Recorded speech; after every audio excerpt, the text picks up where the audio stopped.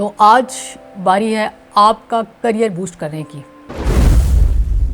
You have to make a promise with me कि आज की वीडियो देखने के बाद आप अपने लिए पॉइंट्स बनाएंगे, उन पॉइंट्स को 6 मंथ्स इंप्लीमेंट करेंगे and after 6 months you will come to me with results and I am sure you will come with good results.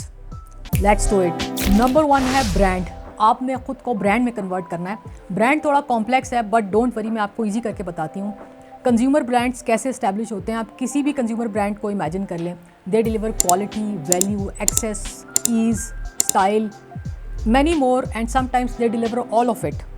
तो ये सारे फीचर्स हैं। इसी तरह आपने अपनी क्वालिटीज़ को डिफाइन करना है और पॉलिश करना है। For example, hard working, honest, thorough, a person of integrity, reliable, consistent, respectful, professional, team player, you manage stress well, you are a good communicator and list goes on. तो आप अपने लिए खुद डिसाइड करें कि आपकी क्वालिटीज़ क्या हो सकती हैं और ये क्वालिटीज़ आपने चेंज नहीं करनी। ऐसा नहीं है कि आप अभी करंट जॉब में हार्ड वर्किंग और ऑनेस्ट हैं, जब आपने जॉब चेंज की तो आपको लगा अब हार्ड वर्किंग और ऑनेस्ट की ज़रूरत नहीं है तो आपने अपनी क्वालिटीज़ चेंज कर दी। रिमेंबर, हमने ब्रांड बनना है। ब्रांड जो है वो चेंज नहीं होते, वो इंप्रूव होते हैं और इवॉल्व होते हैं। ज़ारास की शर्ट दुनिया में कहीं से भी ले लें, आपको सेम क्वालिटी मिलेगी। इसी तरह आपकी क्वालिटीज़ आपकी आइडेंटिटी होना चाहिए। You should be known for those. तो qualities according to person, location या जॉब चेंज नहीं होनी चाहिए, फिक्स होनी चाहिए। और क्वालिटीज़ प्रिंसिपल्स की तरह होती हैं। जब हम प्रिंसिपल्स बनाते हैं तो हमें उसकी कॉस्ट पे करनी पड़ती है। जैसे फॉर एग्जांपल, समटाइम्स ऑनेस्टी में गो अगेंस्ट यू, या आपको कोई बैकलैश फेस करना पड़ सकता है या कोई लॉस हो सकता है, लेकिन लॉन्ग रन में आपको उसका फ़ायदा होगा। क्योंकि ब्रांड्स जो हैं वो ओवरनाइट नहीं बनते, उनको बनने में सालों लग जाते हैं। लेकिन आप एक चीज़ नोटिस करें, जब हम ब्रांड्स की शॉप में जाते हैं, हमें पता है हमें कुछ सर्टेन फीचर्स मिल रहे हैं तो हम कोई भी प्राइस पे कर देते हैं। इसी तरह जब आप ब्रांड बन जाएंगे तो you will charge as much as you would want. आज से 1 साल बाद आप डिफरेंट पर्सन होने चाहिए। जो आज हैं वो नहीं होने चाहिए, आपका इम्प्रूव्ड वर्जन होना चाहिए। इसमें आपने 4 चीज़ों पर वर्किंग करनी है। बहुत ब्रीफली 1 बाय 1 करके बताती हूँ। आपकी कम्युनिकेशन इंप्रूव होनी चाहिए। कम्युनिकेशन में क्या चीज़ें आती हैं? आपकी body language, listening skills, ability to speak and above all your confidence, how well you transmit your message। Communication को इम्प्रूव करने के लिए आपने मंथली बेसिस पे अपनी प्रेजेंटेशन की वीडियो रिकॉर्ड करनी है। एक दफ़ा उसको विजुअल और ऑडियो के साथ सुनना है, फिर 2 दफ़ा आपने उसको दोबारा सुनना है, एक दफ़ा सिर्फ ऑडियो सुननी है और फिर एक दफ़ा म्यूट करके सिर्फ बॉडी लैंग्वेज को ऑब्जर्व करना है। Appearance means how you look, neat, tidy, synced and styled, wear a nice smell. और इसमें आपने करना है कि ग्रेजुअल इंप्रूवमेंट्स करनी है, यानी जैसे जैसे आपकी सैलरी बढ़े आपके क्वालिटी ऑफ क्लॉथ्स या आपकी जो अपीयरेंस है वो भी इम्प्रूव होनी चाहिए। तो इसके लिए आप ये कर सकते हैं कि अपनी सैलरी का अमाउंट फिक्स कर दें कि इतने परसेंटेज ऑफ सैलरी मैं अपने कपड़ों पे, अपने शूज़ पे, अपने ऊपर एक्सपेंस करूँगा। तो जैसे जैसे आपकी सैलरी बढ़ेगी वो भी इम्प्रूव होता जाएगा। तो इसमें फार्मूला ये है कि आपकी जो इम्प्रूवमेंट है वो लीनियर होनी चाहिए। और ऐसा नहीं है कि जब आपकी जॉब नहीं है, हालात ख़राब हैं तो आपके कपड़े भी ख़राब हो जाएँ। आपने एक कंसिस्टेंट इम्प्रूवमेंट को मेनटेन करना है। Knowledge highly ignored. हम रोबोट्स की तरह जॉब के इर्द गिर्द रिवॉल्व करते रहते हैं और नॉलेज एक्वायर करने के लिए हमारी ज़ीरो एफर्ट्स होती हैं। बहुत ही कॉमन है। तो आपने ऐसा नहीं करना। नॉलेज एक्वायर करने के बहुत से सोर्सेज हैं। मैं आपको रिकमेंड करूँगी बुक रीडिंग। आप बुक रीडिंग की हैबिट डेवलप करें। इसके अलावा आप एजुकेशनल वीडियोस देख सकते हैं।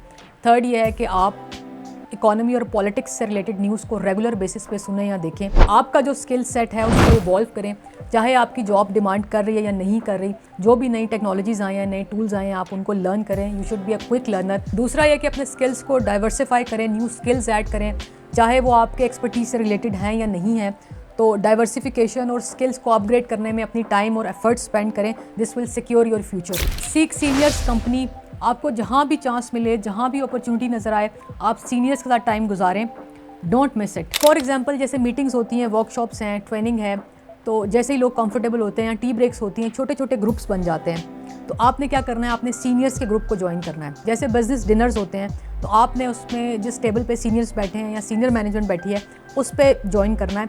जैसे मैं जब 25 ईयर्स की थी तो मैं 50+ लोगों को बहुत ज़्यादा वॉच करती थी और जहाँ पे वो बैठते थे या जो भी सेटिंग होती थी हमेशा कोशिश करती थी वहीं ज्वाइन करूँ।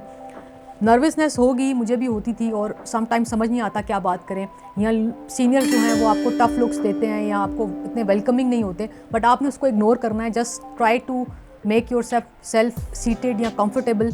और आपने अगर समझ नहीं आ रही क्या बात करनी है, डोंट वरी, बस आपने ऑब्जर्व करना है और विजिलेंट रहना है। एंड ट्रस्ट मी, सीनियर्स की कंपनी सीख करना will bring unimaginable boost in your career. एक जगह मैंने जॉब की, वहाँ पे इतना बड़ा हॉल था और ओपन वर्क स्टेशंस बने हुए थे। तो जब मेरी प्लेसमेंट की बारी आई तो पूरा हॉल था, लेकिन यहाँ बैक पे कुछ ऑफिस थे सीनियर्स के। तो बिल्कुल right in front of them, मैंने कहा मुझे यहाँ प्लेस कर दें। वहाँ शायद कोई इसलिए नहीं आ रहा था, व्यू नहीं था या कुछ नहीं था, बट मैंने कहा मुझे ये सूट करता है। तो इसी तरह जो भी आपको अपॉर्चुनिटी मिले, चांस मिले, हमेशा सीनियर्स के आसपास रहें। Time to stay in a job, very important, जो आपका करियर बूस्ट और ब्लॉक कर सकता है। और हम में से बहुत सारे ये डिटर्मिन नहीं कर पाते कि हमें एक जॉब में कितना स्टे करना चाहिए। एक आइडियल विंडो ऑफ स्टे जो एक जॉब में होना चाहिए is between 3 years and 9 years। अगर आप 3 years भी स्पेंड कर रहे हैं, दैट इज़ गुड इनफ।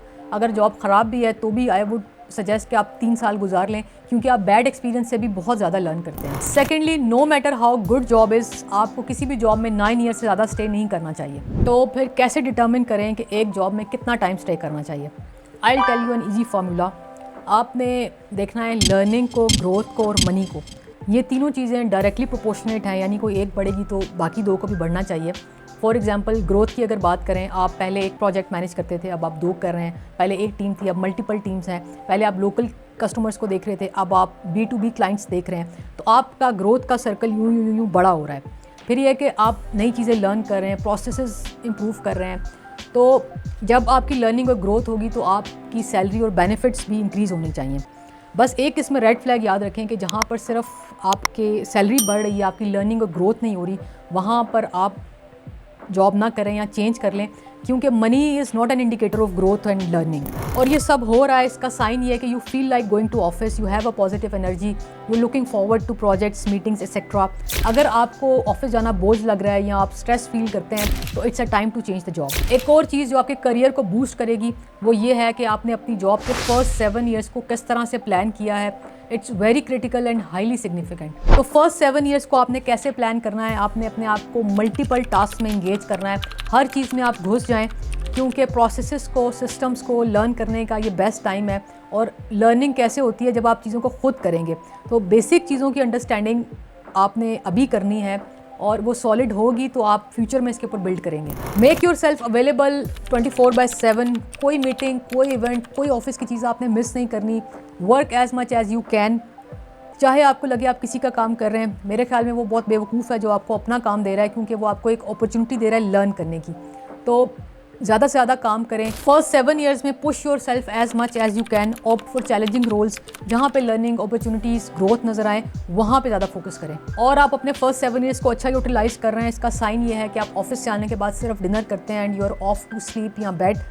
अगर आपकी के ऑफिस के बाद और इंगेजमेंट्स होती हैं, दैट मीन्स कि आपने अपने आप को फुल स्ट्रेच नहीं किया। तो आई अंडरस्टैंड कि हर जॉब में इतना स्कोप नहीं होता, या तो आप अपना स्कोप एक्सपेंड कर सकते हैं, या फिर आप कोई और जॉब देख सकते हैं, कोई और स्किल लर्न कर सकते हैं। लेकिन 7 years को आपने अच्छा खासा स्ट्रेच करना है अपने आप को, और मैक्सिमम टाइम अपनी जॉब पे, अपने करियर पे फोकस करना है। तो इस टाइम का आपने बेस्ट यूज़ करना है। आज के डिस्कशन से आपने अपने लिए पॉइंट्स बनाने हैं और फिर उनको इम्प्लीमेंट करना है। अक्सर ऐसा होता है कि हम इस तरह की वीडियोस देख लेते हैं और फिर कहते हैं कोई चेंज नहीं हुआ। वो चेंज इसलिए नहीं होता कि हमने जो सीखा होता है हम उसको एक्शंस में ट्रांसफॉर्म नहीं करते। तो जैसे मैंने शुरू में आपसे प्रॉमिस लिया है कि आपने 6 months इसको इम्प्लीमेंट करना है और फिर मुझसे अपना एक्सपीरियंस शेयर करना है। अपना बहुत ज़्यादा ख्याल रखिएगा। I will see you in the next one.